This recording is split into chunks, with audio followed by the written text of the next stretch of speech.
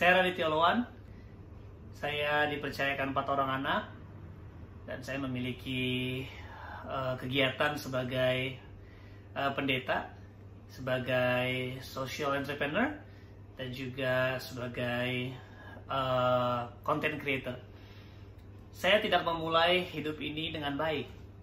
Saya memulai hidup ini dengan keadaan yang begitu berantakan, hancur, seperti kehancuran yang seakan-akan tidak bisa dibangun kembali.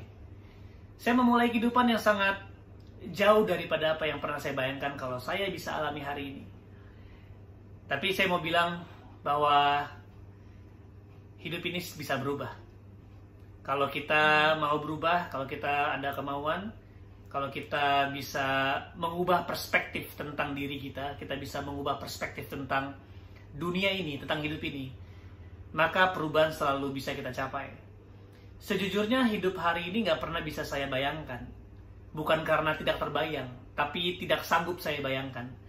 Tidak sanggup saya mimpikan, karena ini kehidupan yang begitu jauh dari angan-angan saya sebagai anak muda saat itu, anak kecil, anak remaja yang hidupnya berantakan. Saya bisa mengawali musim pertama saya beri judul It's All About Me.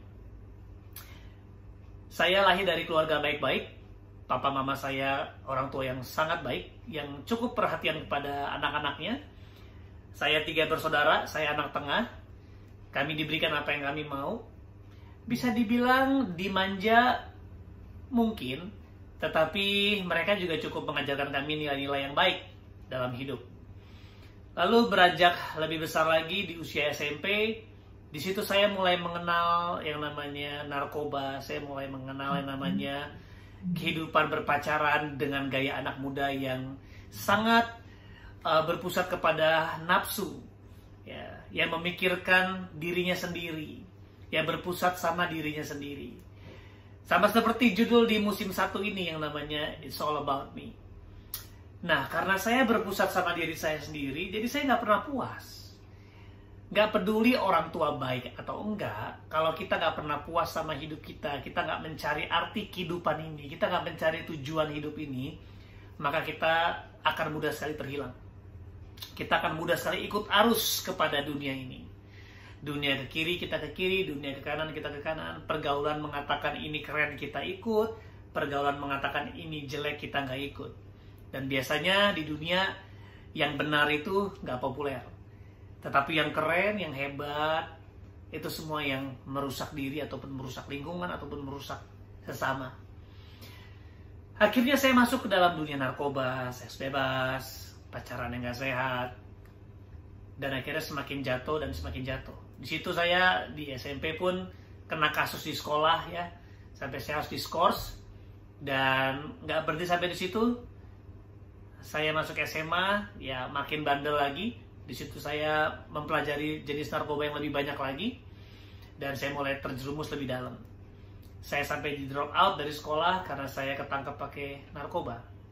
Lalu masuk ke sebuah SMA yang lebih berbeda. Di situ saya semakin bandel, semakin bertambah kapasitas bandelnya. Saya mulai nggak hanya memakai narkoba, tapi saya mulai menjualnya. Sampai masuk kuliah. Saya masuk kuliah di kedokteran gigi karena saya punya mimpi jadi dokter.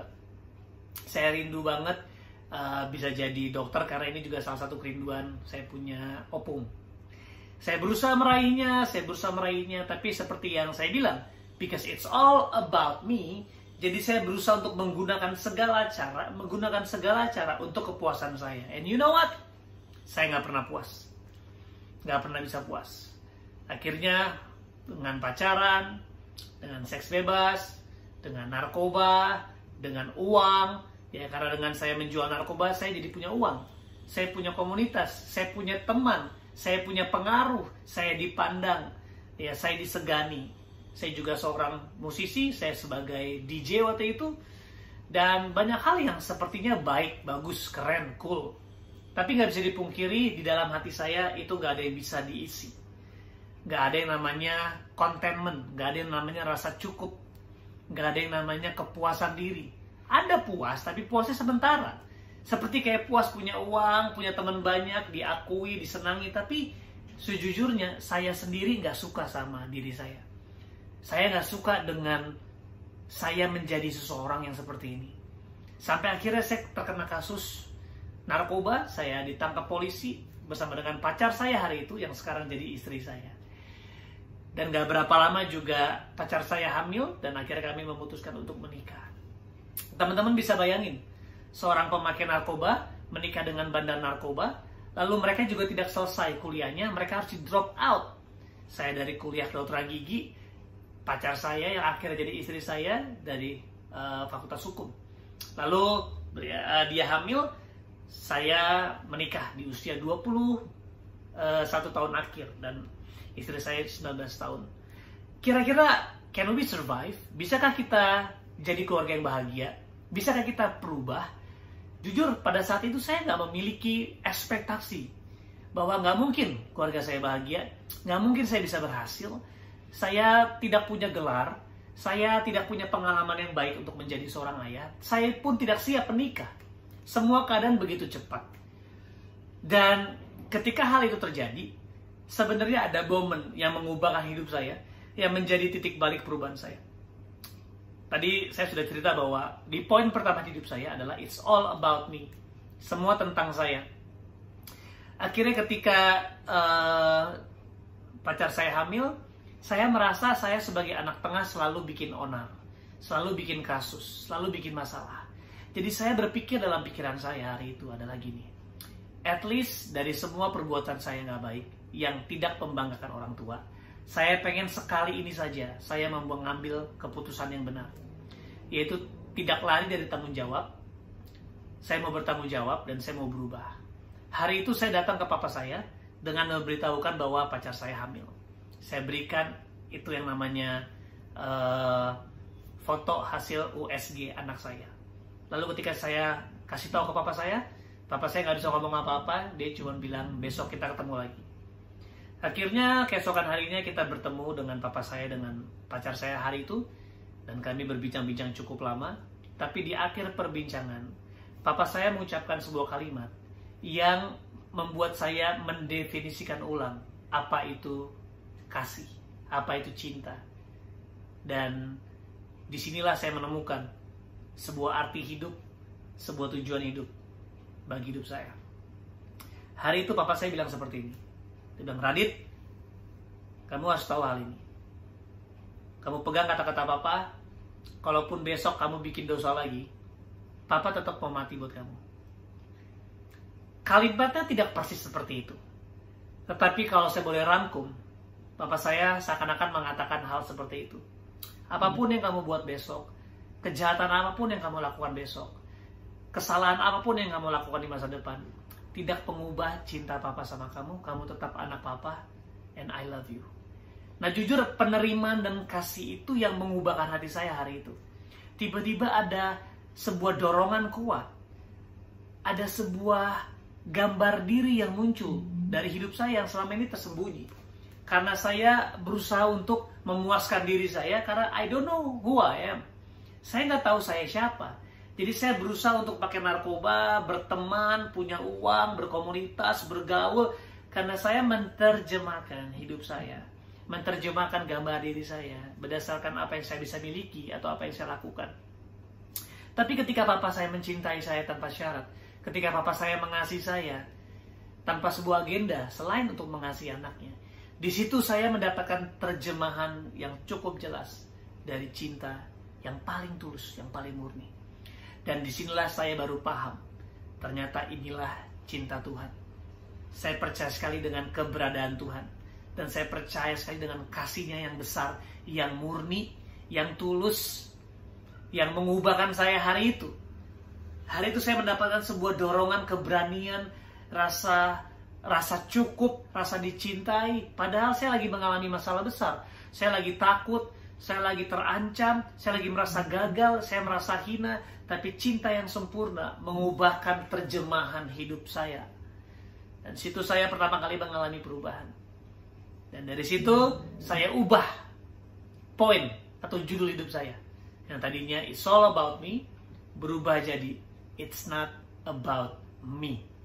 Karena saya belajar dari papa saya, Papa saya bisa mengasihi saya. Kenapa? Karena dia berusaha mengatakan, it's not about me, it's about you, Dit. It's not about saya sebagai seorang ayah. Itu kenapa mungkin papa saya kalau berpikir semua tentang papa saya akan marah, dia akan hina saya, dia akan buang saya karena saya mempermalukan namanya.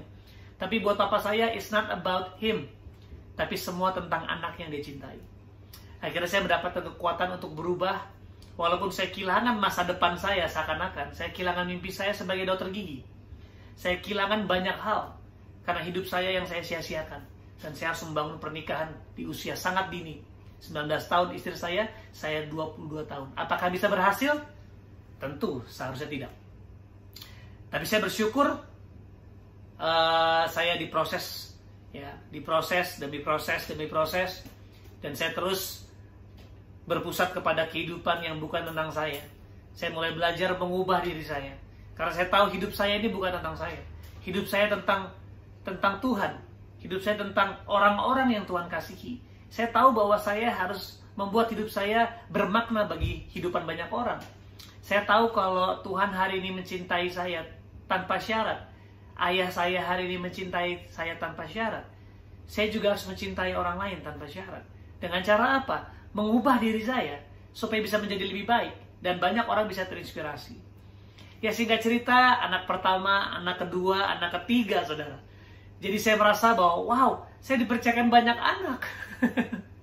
Dan di situ saya belajar untuk menjadi ayah. Ya, tentu saya bukan ayah yang sempurna, saya bukan ayah yang ideal, tapi sekali lagi saya belajar untuk berubah terus. Saya mengalami kesulitan, kekurangan, keterbatasan, tapi saya percaya it's not about me. Saya nggak perlu punya banyak untuk bisa memberi banyak. Saya cukup memberdayakan diri saya menjadi yang terbaik, karena saya percaya sekali yang namanya berkat, yang namanya uang, kesempatan itu pasti datang. Pertanyaannya, kita siap nggak? Jadi saya melupakan masa lalu saya, lalu saya menatap masa depan saya dengan pengharapan yang besar di dalam kasih Tuhan, di dalam kasih yang sempurna. Lalu akhirnya anak keempat lahir dengan keadaan yang tidak sempurna. Saat itu kami terkaget-kaget bersama dengan istri saya karena anak ini lahir orang bilang cacat atau mengalami kelainan. Bagi saya ini berat sekali karena saya tidak pernah berekspektasi saya bisa dikaruniai anak yang tidak sempurna. Saya mengingat bagaimana Tuhan mengubahkan saya. Saya mengingat bagaimana saya dari orang yang sampah tapi bisa berubah, bisa menjadi berkat, bisa menjadi dampak bagi banyak orang. Di situ saya melihat anak ini pun memiliki kesempatan yang sama. Di mana anak ini lahir dalam keadaan gak normal, dalam keadaan yang ideal, sama juga. Saya memulai pernikahan tidak ideal, gak normal, cacat, tapi semua bisa berubah. Nah, setelah poin kedua itu, it's not about me.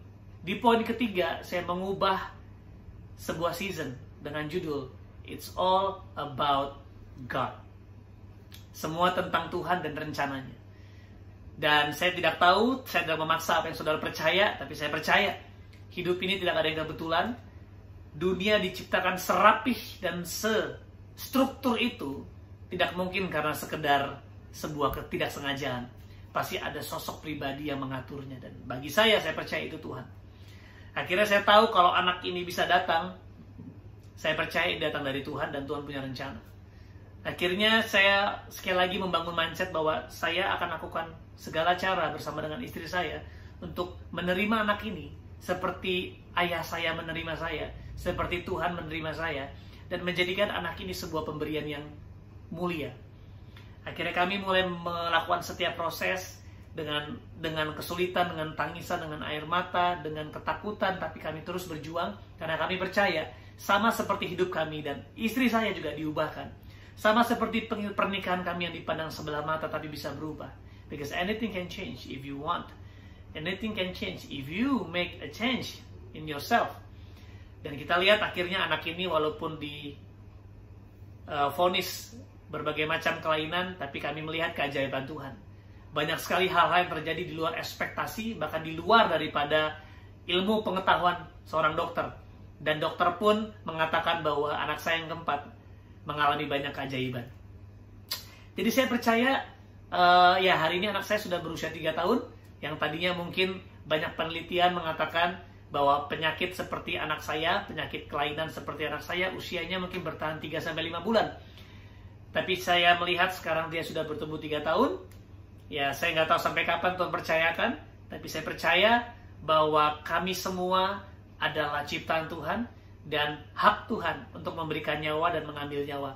Dan saya berkomitmen dan menaruh mentalitas dalam pikiran saya bahwa hidup ini adalah sebuah pemberian. Saya harus lakukan yang terbaik, tapi bukan buat saya, bukan sekedar